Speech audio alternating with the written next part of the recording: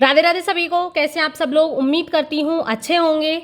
आज हम Sanskrit class 9th के बुक है शारदा नामक पाठ्य पुस्तक, इसके चैप्टर नंबर 3 के क्वेश्चन आंसर करने वाले हैं। बहुत ही सरल, बहुत ही आसान तरीके से आपको एक बार में ही बहुत ही अच्छे से क्वेश्चन आंसर समझ में आ जाएंगे। अब हम इनको शुरू करते हैं। क्वेश्चन नंबर 1, अधोलिखितानां प्रश्नानां उत्तराणि संस्कृत भाषा लिखत, यानी कि हमको इन प्रश्नों के उत्तर संस्कृत भाषा में लिखने हैं। क्वेश्चन नंबर के, मातामही कस्य कथां श्रावितवती, मातामही यानी कि नानी ने किसकी कथा सुनाई। देखो यहाँ पर हम इन सभी प्रश्नों को पढ़ेंगे, इससे अगले वाले पेज में हम इनके सभी के एक साथ आंसर को देखेंगे, क्योंकि बार बार यदि मैं पेज पलटूंगी तो आपको क्या है, परेशानी होगी। इसीलिए पहले आप यहाँ पर सारे प्रश्न देख लो, उसके बाद हम सभी आंसर देखेंगे। जो मातामही यानी कि नानी है, उन्होंने किसकी कथा सुनाई। क्वेश्चन नंबर 6, नामदेवस्य गुरु नामदेवम किम अध्यापितवान, नामदेव के जो गुरु थे उन्होंने उनको किसकी शिक्षा दी, यानी कि नामदेव को किसकी शिक्षा दी। नामदेव कया भावनाया धावनम कृतवान, जो नामदेव महाराज थे वह किसकी भावना से दौड़े। बालकयो मुखे किमर्थम म्लाने संजाते हैं, जो दोनों बच्चे थे उनका मुख किस लिए मुरझा गया। अब देखो क्वेश्चन नंबर अगला है, कपिल माधवी चय कम संकल्पम कृतवन्तः, कपिल और माधवी ने किसका संकल्प लिया, यानी कि क्या संकल्प उन्होंने लिया। तम दृष्ट्वा पाषाण खंडम स्वीकृत्य मारयुतम धावितवन्तौ इति वाक्ये तम इति सर्वनाम शब्द कृते प्रयुक्त, यानी कि किसके लिए प्रयुक्त हुआ है। यह जो तम यानी कि वह उसको देख करके पत्थर का टुकड़ा स्वीकार करके मारने के लिए दौड़े। वह दोनों बच्चे उसको देख करके पत्थर का टुकड़ा लेकर के मारने के लिए दौड़े। इस वाक्य में यह जो तम शब्द है, यह सर्वनाम शब्द है, यह किसके लिए प्रयुक्त हुआ है। सबसे पहले आपको यह पता होना चाहिए कि सर्वनाम शब्द किनको कहते हैं। सबसे पहले यह समझो कि संज्ञा किसे कहते हैं। संज्ञा वह शब्द होते हैं जिनको आप छू सकते हो और जिनका कोई नाम हो, उनको कहते हैं हम संज्ञा। और संज्ञा के स्थान पर जो शब्द प्रयुक्त होते हैं उनको कहते हैं हम सर्वनाम। यहाँ पर तम यह सर्वनाम शब्द है और यह किसके लिए प्रयुक्त हुआ है, उस कुत्ते के लिए प्रयुक्त हुआ है। तो वह जो कुत्ता शब्द है वह हो गया आपका संज्ञा, और उसके स्थान पर यह तम शब्द प्रयुक्त हुआ है, यह आपका सर्वनाम हो गया। उम्मीद करती हूँ आपको यहीं पर ही संज्ञा और सर्वनाम अच्छे से समझ में आ गए होंगे। अब देखो प्रश्न नंबर जो कै था उसका आंसर यहाँ पर देखो, मातामही महात्मनः नामदेवमस्य कथां श्रावितवती, यानी कि नानी ने महात्मा नामदेव की कहानी सुनाई। को आंसर नंबर 6 है, नामदेवस्य गुरु नामदेवम अध्यापितवान यत ईश्वर सर्वेषु भूतेषु निवसति, यानी कि जो नामदेव महाराज थे उनके उनके जो गुरु थे उन्होंने उसको शिक्षा दी कि जो ईश्वर है वह सभी प्राणियों में निवास करता है। नामदेव शुनकस्य वेदनाम निवारयितुम भावनाया धावनम कृतवान, यानी कि जो नामदेव महाराज थे वह कुत्ते की पीड़ा को दूर करने की भावना से उसके पीछे दौड़े। बालकयो मुखे लज्जया संजाते, जो दोनों बच्चे थे उनका मुख लज्जा से, शर्म से मुरझा गया। कपिल माधवी च कदापि प्राणिनः न पीड़िष्यावः इति संकल्पम कृतवन्तौ, कपिल और माधवी दोनों कभी भी प्राणियों को परेशान नहीं करेंगे, उनको पीड़ित नहीं करेंगे, ऐसा उन दोनों ने संकल्प लिया। तम इति सर्वनाम शब्द शुनकस्य कृते प्रयुक्तः, यह जो तम सर्वनाम शब्द है यह उस कुत्ते के लिए प्रयुक्त हुआ है। अब देखो यहाँ पर कपिल माधवी च कुत्र गतवन्तौ, कपिल और माधवी कहाँ गए थे, तो इसका उत्तर है कपिल माधवी च मातुल गृहम गतवन्तौ, कपिल और माधवी दोनों ही अपने मामा के घर गए थे।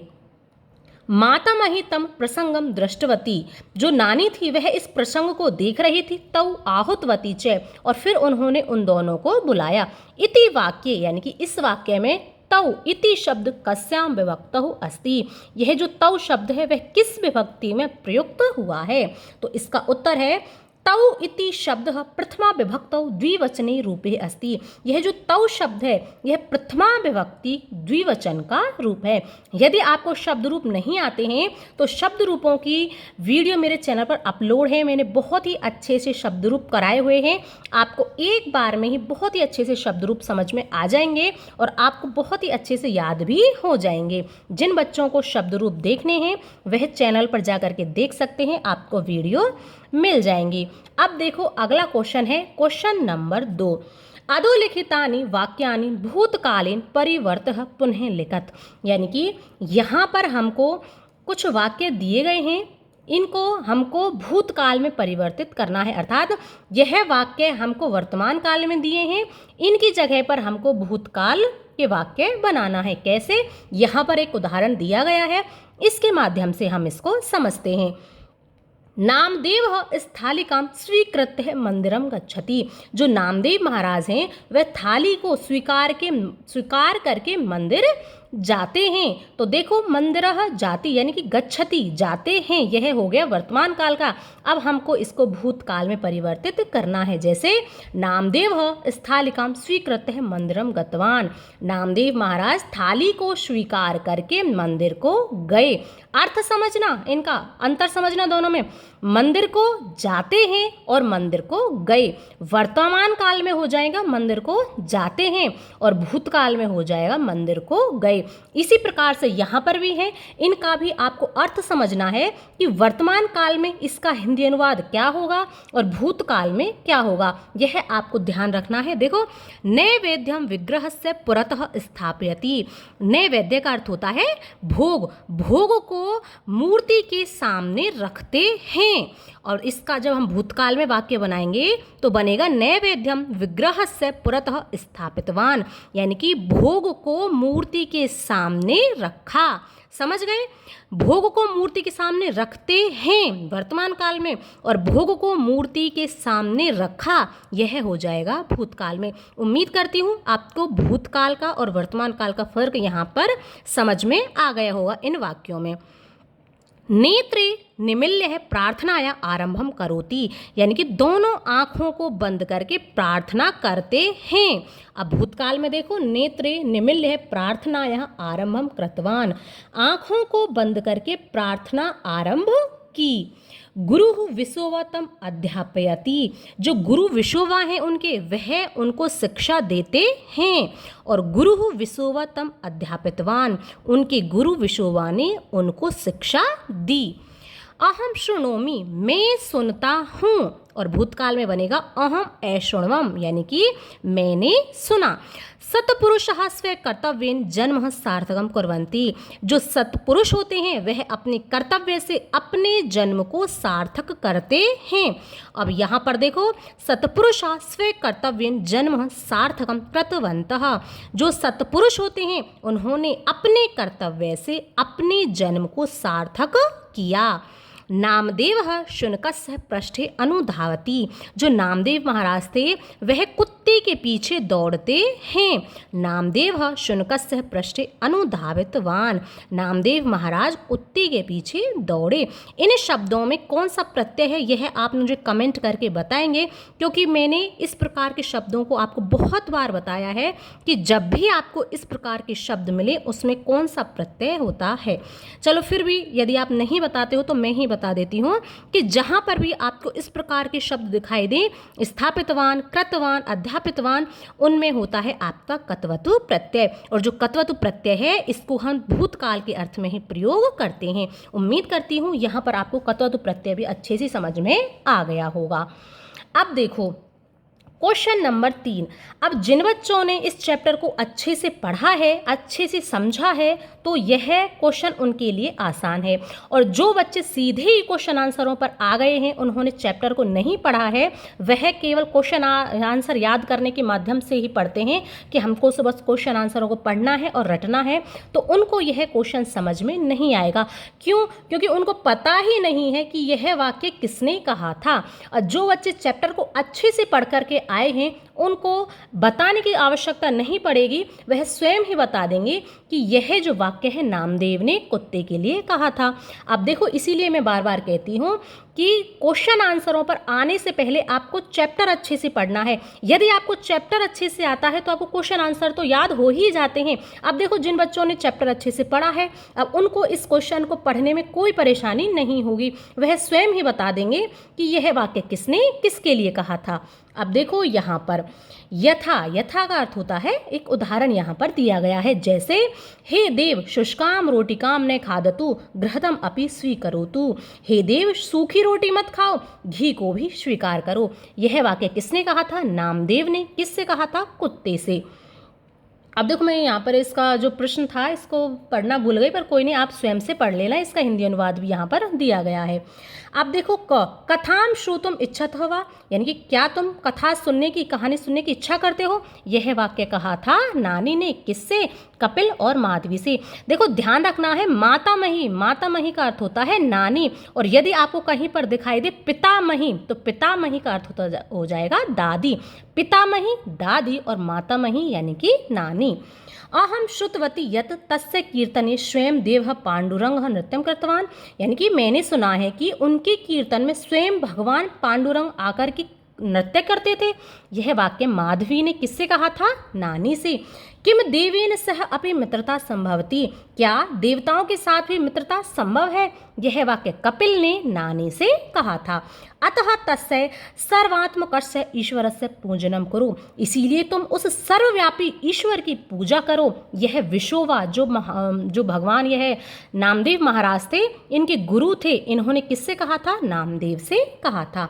नैवेद्यम गृह्यताम देव भक्ति में अचल कुरु, मेरे इस भोग को स्वीकार करो और मेरी भक्ति को अटूट बनाओ। यह वाक्य नामदेव ने देवम प्रति यानी कि देवता के प्रति, अपने आराध्य के प्रति कहा था। धिक शुनकम यानी कि कुत्ते पर धिक्कार है, यह कपिल ने कहा था। किससे? यह कपिल ने कहा था कुत्ते से। नामदेवस्य कियतः दुखम जातम स्यात् खलु, कि नामदेव महाराज को कितना दुख हुआ होगा। यह वाक्य माधवी ने कहा था। किससे? नानी से। किम घृत पात्रम आधृत्य, यानी कि क्या घी का पात्र लेकर के, इस प्रकार से यह वाक्य कपिल ने कहा था। किससे कहा था? नानी से। अद्य अहम ज्ञातवान यत सर्वेषु ईश्वरः निवसति इति, आज मैंने यह जान लिया कि सभी प्राणियों में ईश्वर निवास करते हैं। यह वाक्य कपिल ने नानी से कहा था। उत्तीर्ण भवान परीक्षाम, आप परीक्षा में उत्तीर्ण हुए, सफल हुए। यह वाक्य गुरु ने शिष्य से कहा था। अब देखो, अगला क्वेश्चन है, रेखांकित पदानि आधृत्य प्रश्न निर्माणम करो। तो यहाँ पर हमको जो रेखांकित शब्द दिए गए हैं इनके स्थान पर प्रश्नवाचक शब्द लगा करके प्रश्न निर्माण करना है। जब भी आप प्रश्न निर्माण करो तो ध्यान रखना है कि जिस विभक्ति वचन का यहाँ पर यह प्रश्नवाचक शब्द होगा, उसी विभक्ति वचन का हमको यहाँ पर प्रश्नवाचक शब्द लगाना है। यानी कि जिस विभक्ति वचन में यह शब्द आपको दिया गया है, उसी विभक्ति और वचन का आपको यहाँ पर प्रश्नवाचक शब्द लगाना है, और अंत में आपको क्वेश्चन मार्क अवश्य लगाना है। इसका आपको विशेष रूप से ध्यान रखना है कि जब भी आप प्रश्न निर्माण करो अंत में यह क्वेश्चन मार्क अवश्य ही लगाओ। अब देखो, यथा जैसे पांडुरंग नामदेवस्य मित्रम आसीत, जो पांडुरंग थे वह नामदेव के मित्र थे, तो नामदेवस्य के स्थान पर आ जाएगा कस्य। इसमें षष्ठी विभक्ति है तो किम के रूपों में भी षष्ठी विभक्ति ही आएगी। यह पुल्लिंग शब्द है तो किम के पुल्लिंग शब्द ही आएंगे। यह आपको ध्यान रखना है। यह यदि स्त्रीलिंग शब्द होता तो यहाँ पर भी कस्या स्त्रीलिंग शब्द ही आता। यह आपको ध्यान रखना है।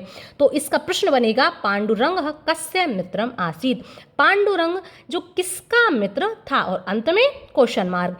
देवः नामदेवम परितः भवति स्म, जो देव हैं वह नामदेव के चारों ओर होते थे, तो नामदेव के स्थान पर आ जाएगा कम, और इसका प्रश्न बनेगा देवः कम परितः भवति स्म, देव किसके चारों ओर होते थे।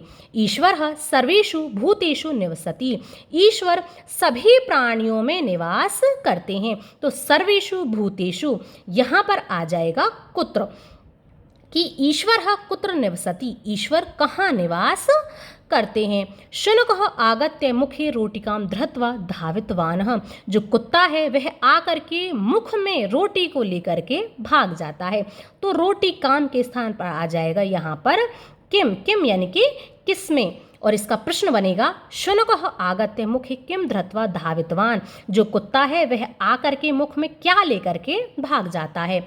शुनकस्य स्थाने पांडुरंग आविर्भूतवान। कुत्ते के स्थान पर भगवान पांडुरंग आविर्भूतवान का अर्थ होता है प्रकट हुए, तो पांडुरंग के स्थान पर आ जाएगा कह। पुल्लिंग शब्द है, किम के में आ जाएगा पुल्लिंग यानी कि कह। शुनकस्य स्थाने कह आविर्भूतवान। कुत्ते के स्थान पर कौन प्रकट हुआ। ठीक है, पांडुरंग के स्थान पर आ जाएगा कह और अंत में प्रश्नवाचक चिन्ह। और अब यहाँ पर देखो आत्मवत सर्वभूतेषु यह पश्यति सह पंडितः। आत्मवत यानी कि जो सभी प्राणियों को अपने समान देखता है वही पंडित होता है, तो पंडित के स्थान पर आ जाएगा कह। कह यानी कि कौन, और इसका प्रश्न बनेगा आत्मवत सर्वभूतेषु यह पश्यति सह कह, यानी कि जो सभी प्राणियों को अपने समान देखता है सह कह वह कौन है। और अंत में क्वेश्चन मार्क लगाना ना भूलें, इसका आपको विशेष रूप से ध्यान देना है। मैं आपको बार बार याद दिला रही हूँ, क्योंकि जब भी बच्चे प्रश्न निर्माण करते हैं वह शब्द तो लगा देते हैं परंतु अंत में जो मेन है आपका क्वेश्चन मार्क उसको लगाना भूल जाते हैं। अब देखो यहाँ पर घटनाक्रम अनुसारम लिखत, यानी कि हमको यहाँ पर इस चैप्टर में जो घटना दी गई थी उसके अनुसार वाक्यों को लगाना है। जो वाक्य पहले आएगा उसको हमको पहले लिखना है और जो बाद में आएगा उसको हमको बाद में लिखना है। तो यहाँ पर आप सीधे इसके वाक्यों को ही देखें। नामदेव मंदिरम गतवान। जो नामदेव महाराज थे वह मंदिर को गए। गतवान में कत्वतु प्रत्यय। नामदेव नैवेद्य स्थालिकाम विग्रह से पुरतः स्थापितवान। जो नामदेव महाराज थे उन्होंने भूख की थाली को मूर्ति के सामने रखा। नामदेव मंत्रम उच्चार्य श्रद्धा प्रणम्य नेत्रे उद्घाटितवान। नामदेव महाराज ने मंत्र का उच्चारण करके श्रद्धा से प्रणाम करके आंखों को खोला। शुनकः शुष्क रोटी काम अपहृत्य है पलायतवान। जो कुत्ता है वह सूखी रोटी को लेकर के भाग गया। नामदेव घृत पात्रम आधृत्य अनुधावितवान। नामदेव महाराज घी का पात्र लेकर के उसके पीछे भागे। शुनकस्य स्थाने पांडुरंग आविर्भूतवान। जो कुत्ता है उसके स्थान पर जो भगवान पांडुरंग है वह वहाँ पर प्रकट हुए। उम्मीद करती हूँ यह आपको क्वेश्चन बहुत ही अच्छे से समझ में आ गया होगा। अब आते हैं हम क्वेश्चन नंबर 6 पर। यहाँ पर आपको यह क्वेश्चन तब आएगा जब आपने इस चैप्टर का व्याकरणिक कार्य पढ़ा होगा, जहाँ पर हमको उपपद विभक्ति से संबंधित कुछ जानकारी दी गई थी। जिन बच्चों ने वह मेरी वीडियो देखी है उपपद विभक्ति वाली, उनको यह कहानी आसानी से समझ में आ जाएगी।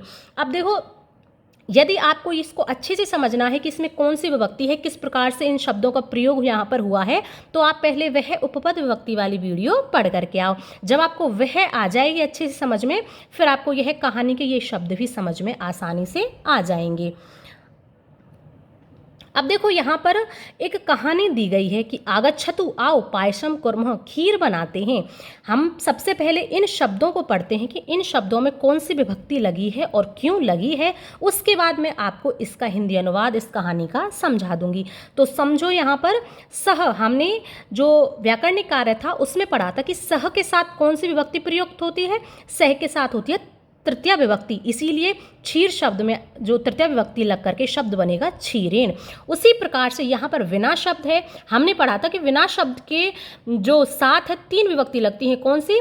द्वितीया, तृतीया और पंचमी। इसीलिए शर्कराम इसमें द्वितीया लगी है। आप इसमें तृतीया भी लगा सकते हो और पंचमी भी लगा सकते हो। इसी प्रकार से प्रति के योग में द्वितीय विभक्ति का प्रयोग होता है। तो आपणम, इसमें शब्द बन जाएगा आपणम, यानी कि द्वितीय विभक्ति लग करके। उसी प्रकार से यहाँ पर देखो निक्षा के योग में भी हम द्वितीय विभक्ति का प्रयोग करते हैं। तो आपणम, यहाँ पर भी आपणम शब्द बन जाएगा। जो आपण शब्द है इसमें द्वितीय विभक्ति लगेगी। ठीक है। उसी प्रकार से परित के योग में भी हम द्वितीय विभक्ति लगाते हैं। परित का अर्थ होता है चारों ओर, तो इसके योग में भी द्वितीय विभक्ति लगी है तो शब्द बनेगा शर्कराम। उसी प्रकार से यहाँ पर विना, मैंने अभी बताया था 3 विभक्ति लगती हैं, द्वितीया, तृतीया और पंचमी। तो यहाँ पर बन जाएगा शब्द मधुरम। और उसी प्रकार से परित के योग में अभी बताया था द्वितीया लगती है, पायस में द्वितीया लगाएंगे तो शब्द बन जाएगा पायसम। इसी प्रकार से यहाँ पर इति एक शब्द है अन्य मधुर पदार्थानाम, तो यहाँ पर बजाएगा अन्यान मधुर पदार्थानाम। यदि आपको यहाँ समझ नहीं आ रहा है तो आप यहाँ से देख सकते हो। बिना के योग में 3 विभक्ति थी, द्वितीय तृतीय पंचमी, यहाँ पर लगी है तत् में 3, तृतीय विभक्ति है यह है, ठीक है। अब देखो सह के साथ तृतीय विभक्ति लगती है तो पायस में तृतीय विभक्ति लगाएंगे, शब्द बनेगा पायसेन, ठीक है। यह इस प्रकार से आपकी मैंने विभक्ति आपको बता दी है। और जिन बच्चों ने वह वीडियो नहीं देखी है तो उम्मीद करती हूँ उनको यहाँ पर भी यह बहुत ही अच्छे से समझ में आ गई होंगी कि किसके साथ कौन सी विभक्ति लगती है। अब हम इसका हिंदी अनुवाद पढ़ते हैं ताकि आपको यह कहानी अच्छे से समझ में आ जाए। आगच्छन्तु यानी कि आओ, पायसम कुर्मः खीर बनाते हैं, क्षीरेण सह तंडुला पक्वः खीर के साथ चावलों को भी पकाते हैं, शर्कराम विना कथम शक्यते और यह जो खीर है वह शर्कराम यानी कि चीनी के बिना कैसे संभव है। शीघ्रमेव प्रति गत्वा यानी कि आपणम प्रति गत्वा शर्कराम आनयतु शीघ्र ही बाजार की ओर जाकर के चीनी आनयतु लाओ। आपणम निक्षा वाहनानि तिष्ठन्ति बाजार के जो समीप है वहाँ तो वाहन है। शर्कराम महानसे स्थापिता शर्करा यानी कि जो चीनी है, महानसे का अर्थ होता है रसोई घर में, स्थापिता स्थापित है, चीनी रसोई घर में स्थापित है। शर्कराम परितः पिपीलिका आगतः शर्कराम यानी कि चीनी के चारों ओर चींटी आ गई हैं। पिपीलिका अपनीय पायसे शर्कराम योजितः पिपीलिका यानी कि चींटी, चींटियों को अपनीय हटा करके खीर के लिए चीनी लाओ, चींटियों को हटा करके खीर के लिए चीनी लाओ। मधुरम विना पायसम रुचिकरम न भवती बिना मीठे के, बिना चीनी के जो खीर है वह रुचिकर न भवती रुचिकर नहीं होती है, अच्छी नहीं होती है। आपको भी पता है कि बिना मीठे के खीर अच्छी नहीं होती है। अधुना पायसम परितः बालकः बालिका वृंदम तिष्ठति अधुना यानी कि अब खीर के चारों ओर बालक और बालिकाएं बैठ गए हैं। जैसा कि आपके घर में जब अच्छा अच्छा प्रकार का खाना बनता है तो आप भी क्या करते हो, उस खाने के आसपास जल्दी जल्दी पहुंच जाते हो बनने से पहले ही। धिकः अन्यान मधुर पदार्थानाम यानी कि अन्य मधुर पदार्थों पर, अन्य जो मिठाई वाले पदार्थ हैं उन पर धिक्कार है। इति एकः वदति इस प्रकार से एक बच्चा कहता है। तेन बिना जीवनम अपूर्णम इति अपरः तेन यानी कि इसके बिना जीवन अपूर्ण है, अपरः ऐसा दूसरा बालक कहता है। पायसेन सह ए भोजनम सरसम इति अन्य है। पायसेन यानी कि खीर के साथ ही भोजन सरसम यानी कि स्वादिष्ट होता है, इति अन्य ऐसा कोई अन्य बच्चा कहता है। तेषाम वचनानि श्रुत्वा उनके वचनों को सुन करके पायसम यक्षंत्या यानी कि खीर को परोसती हुई अम्बाया जो माता है, मुखे मंद हासः विलसती मंद मंद मुस्काती है, यानी कि उन सभी बच्चों की बातों को सुनकर के खीर को परोसती हुई माता मंद मंद स्वर में मुस्कुराती है। तो यहाँ पर यदि आपको यह समझ ना आए तो आप यहाँ से इनको लिख सकते हो।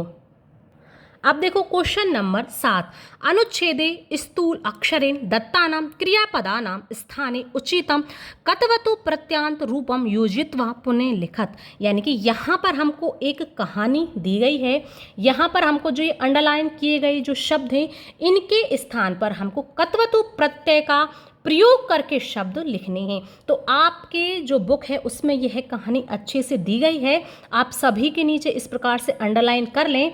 अब मैं आपको जो इस कहानी का अर्थ है अगले वाले यहाँ पर इसकी जो उत्तर के रूप में कहानी दी गई है यहाँ पर बताऊंगी, क्योंकि यह सभी तो आपके बुक में दी गई होगी ताकि आप यहाँ से अच्छे से इनको लिख लें। ठीक है, मैंने अंडरलाइन कर दी है, आप इसी प्रकार से यहाँ पर इनको अपनी कॉपी में लिख लें। अब देखो यहाँ पर, अब इसकी कहानी समझो, इसमें क्या कहानी दी गई है।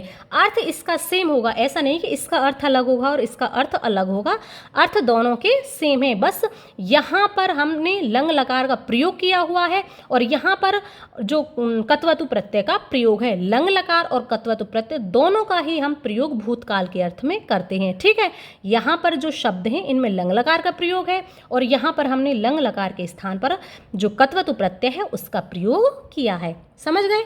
अब देखो इसके उत्तर। कंचित ग्रामम निक्षः एकः नदी आसीत, यानी कि किसी गांव के कंचित ग्राम निक्षा यानी किसी गांव के समीप एक नदी आसीत, एक नदी थी। देखो नदी यह शब्द स्त्रीलिंग है इसीलिए यहाँ पर एका है। यदि यह पुल्लिंग शब्द होता तो आता एक यानी कि एक के साथ आते विसर्ग। अब यह नदी स्त्रीलिंग है इसीलिए यहाँ पर आया है एका नदी। यह आपको ध्यान रखना है, छोटी छोटी चीज़ें हैं जो कि आपको आनी चाहिए। तो किसी गांव के समीप एक नदी थी। नदी सर्वदा स्वच्छ जलम दत्तवती, वह जो नदी थी हमेशा ही स्वच्छ जल देती थी। जनः तस्या जलम पीत्वा सुखेन जीवितवन्तः, जनः यानी कि लोग उस जल को पी करके सुखपूर्वक जीवन जीते थे। देखो यहाँ पर मैं आपको एक एक शब्द का बिल्कुल अलग से अर्थ नहीं बता रही हूँ क्योंकि यह कहानी आपके लिए इतनी ज़रूरी नहीं है। आपको बस ये शब्द यहाँ पर चेंज करने हैं, इसीलिए बस मैं तो आपको कहानी बता रही हूँ। आप ये कहो कि मैम एक एक शब्द का अर्थ आप नहीं बता रही हो, इसीलिए ठीक है। एक कृषक तेन जलेन सर्वदा कृष्यम कृतवान, जो एक किसान था वह उस जल से हमेशा ही कृषि करता था। कालांतरम अन्य कृषकः अपि तेन जलम क्षेत्र सेचनम कृतवन्तः, कालांतरम यानी कुछ समय के बाद अन्य किसानों ने भी, अन्य जो किसान थे उन्होंने भी उस नदी के जल से सिंचाई का कार्य प्रारंभ कर दिया। महिला पर्व समय नदी पूजितवत्यः, जो महिलाएं थी वह त्योहार के समय पर उस नदी का पूजन करती थी। एक वारम कश्चित परिवार नद्यां मलिन्यानि क्षिप्तवान, एक बार किसी परिवार ने उस नदी में मलिन्यानि क्षिप्तवान यानी कि कुछ मलिन गंदगी उस नदी में डाल दी। क्षिप्तवान यानी कि फेंक दी। क्रमशः अन्य अपि क्षिप्तवन्तः, उसी प्रकार से अन्य लोग भी उसमें डालने लगे। जैसा कि आप देखते हो यदि कोई एक बच्चा गलत व्यवहार करता है उसी प्रकार सभी बच्चे गलत व्यवहार करने लगते हैं। इसी प्रकार से यदि कोई एक व्यक्ति अच्छा कार्य करता है तो उसको देख देख करके सभी व्यक्ति अच्छा कार्य करने लगते हैं। तो आपको भी अच्छा कार्य करना है और अच्छे कार्य करने वाले को देखना है, ठीक है। यही होता है कि जो एक बच्चा करता है अच्छा कार्य उसके साथ सभी अच्छा कार्य करने लगते हैं। तो यहाँ पर क्या हुआ है, किसी एक ने गंदगी फेंकी तो उसी प्रकार से सभी लोग उसमें फेंकने लग गए। तीन नदी मलिना अवभृतः, यानी कि उसके बाद वह नदी कैसी हो गई, मलिन हो गई, गंदगी से युक्त हो गई। मीना मृतवन्तः, मीना का अर्थ होता है मछलियाँ, और मछलियाँ वहाँ पर मरने लगी। इस तरह रोग ही पीड़िता भूतवत्य है, जो स्त्रियां थी महिलाएं थी वह रोगों से पीड़ित होने लगी। तदा एका शिक्षित का बालिका जलस्य महत्वम सर्वान उक्तवती, वहाँ पर एक आपके तरह जो शिक्षित बालिका आई, जैसे इस प्रकार से आप शिक्षित बच्चे हो, आपको कोई गलत कार्य करता हुआ दिखाई दे तो उसको वहीं पर ही रोको टोको और उसको उसका सही कार्य बताओ कि यह आप जो कर रहे हो यह गलत है, अच्छा कार्य करो। तो इसी प्रकार से एक शिक्षित बालिका वहाँ पर आई और उसने जल के महत्व को सभी को बताया। सा नदी तीरम आगत्य स्वयं वृक्षम रोपितवती, और वह नदी के तट पर आकर के स्वयं ही एक वृक्ष रोपने लगी, यानी कि वह उस नदी के तट पर आई और वृक्ष लगाने लगी। महिला अपि तत् प्रेरणां प्राप्य तस्या सहायं कृतवत्य है, महिलाओं ने उससे प्रेरणा लेकर के उसकी सहायता की। सर्वे ग्रामवासिनः मिलित्वा नदीं शोधितवन्तः, सभी ग्रामवासी मिलकर के उस नदी को साफ किया, यानी कि फिर उसके बाद क्या हुआ, सभी जो ग्रामवासी थे वह मिलकर के उन सभी ने उस नदी को साफ किया। पुनः नदी स्वच्छ जाता, और वह नदी फिर से स्वच्छ और निर्मल हो गई। निर्मलम जलम च दत्तवती, और निर्मल स्वच्छ जल देने लगी।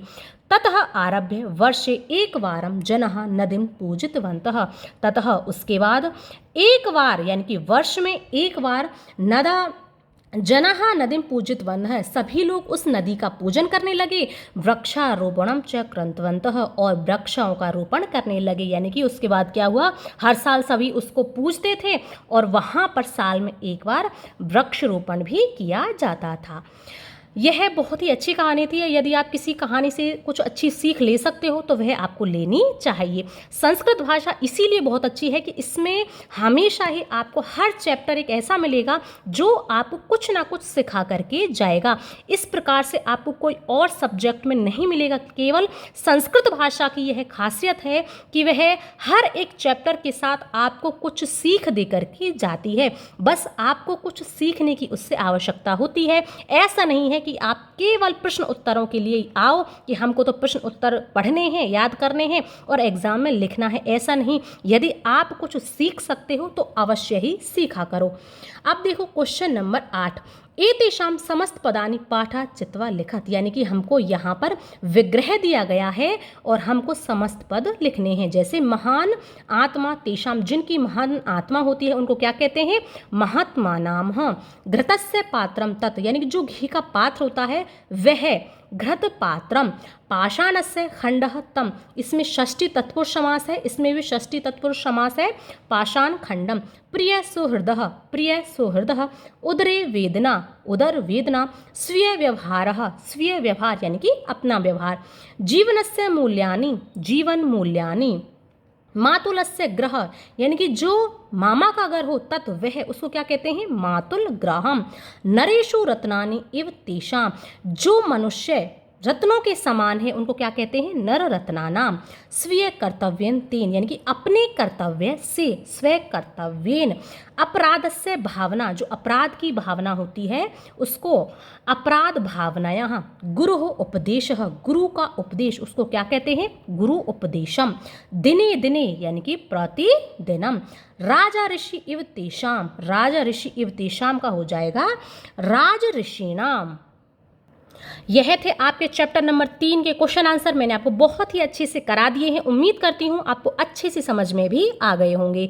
यदि आपको पढ़ाने का तरीका पसंद आए तो वीडियो को लाइक करना है, शेयर करना है, अपने दोस्तों में शेयर करना ना भूलें। और यदि आपको कुछ भी पढ़ाने का तरीका पसंद आए या आपको कुछ मैं एडवाइस देती हूँ वह पसंद आए तो वीडियो पर अच्छे अच्छे कमेंट्स अवश्य ही किया करो, क्योंकि जब आप अच्छे कमेंट्स करते हो तो मन में एक बहुत ही अच्छी प्रसन्नता सी होती है। इसीलिए वीडियो को लाइक करें, शेयर करें और चैनल को सब्सक्राइब करें और क्वेश्चन आंसर को बार बार 1-2 बार इसका रिवाइज करते रहें ताकि आप इनको भूलो ना और आपको ये अच्छे से याद हो जाए।